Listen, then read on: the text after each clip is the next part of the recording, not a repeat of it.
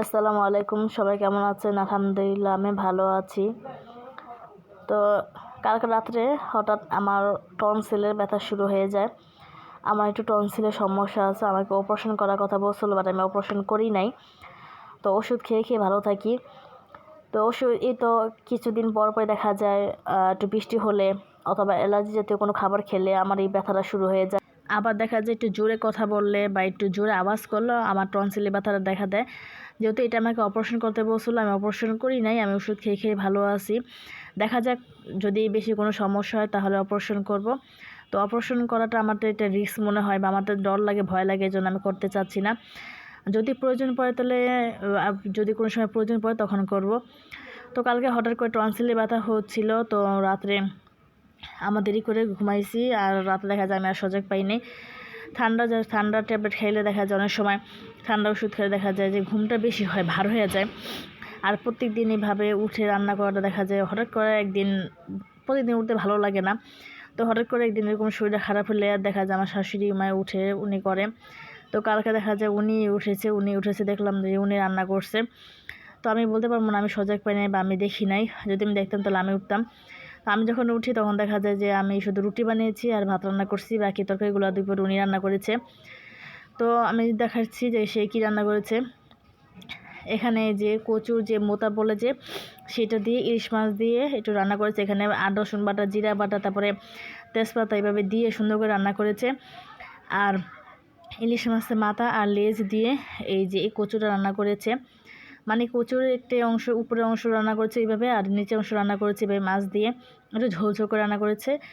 বেশ খেতে খুব মজাই লাগলো, যখন খেলাম তো দেখলাম ভালোই লাগলো।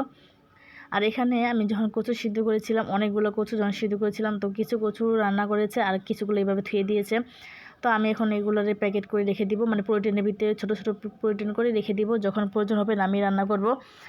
যখন যখন মানে খেতে মন চাইবে তখন নামাবো। এইভাবে কচু সিদ্ধ করে ফ্রিজে রেখে দিই আমরা।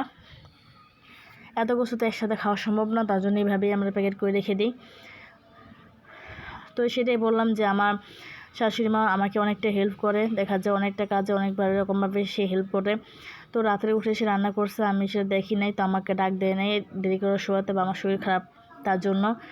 তো আমার দুজনে আমরা মিলেমিশে থাকি, কারণ আমার স্বামী দূরে থাকে প্রবাসে। তো দেখা যায় আমি এক ছেলের বউ, তো এই জন্য আমার শ্বশুর-শাশুড়ি আমার দুই সন্তান নিয়ে আমি একলাই থাকি এখানে। আমার আর যা ননদ কেউই নেই। এই জন্য আমি আমার শাশুড়িকে খুব সম্মান করি, বা উনি যেভাবে চলতে পছন্দ করে, উনি যেভাবে চলতে চায় বা আমাকে যেভাবে রাখতে চায়, আমি সেভাবে থাকি, আমি সেভাবে চলি। এই জন্য দেখা যায় আমাদের বন্ডিংটা খুব ভালো। এই জন্য দেখা যায় যে উনি আমার দুঃখে থাকে, আমি ওনার দুঃখে থাকি। এই জন্য এই যে খেতে বসলাম, আর খেতে বসে যখন মানে তরকারিগুলো খেলাম তো অনেক ভালো লেগেছে। কচুরিটা বেশি ভালো লেগেছিলো তরকারি থেকে, মানে এটা একটু মিষ্টি মিষ্টি লাগছিলো আর ভালো লাগছিলো। আর এই খাবারটার সাথে দেখা যায় লেবুটা ভালো যায়।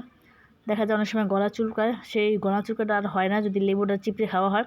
তো এই জন্য লেবুটা দিয়ে খাচ্ছিলাম, তো মাশাআল্লাহ একটু গলা চুলকায় নেয়, অনেক ভালো লেগেছে। আর আমার শাশুড়ি মা রসুন বেশি করে দিয়েছিল, মানে উনি রসুন থেতো করে দিয়েছিল অনেকগুলা, তো তার জন্য দেখা যায় যে গলাটা চুলকায় নাই। রসুন বেশি করে দিয়ে নাকি গলা চুলকানো ভালো লাগে। তো খেতে খেতে চলে যাচ্ছে আজকে এই পর্যন্তই। তো আমাদের ভিডিওটা কেমন লেগেছে এটা লাইক আর এটা সাবস্ক্রাইব করে যাবেন, কমেন্টে বলে যাবেন।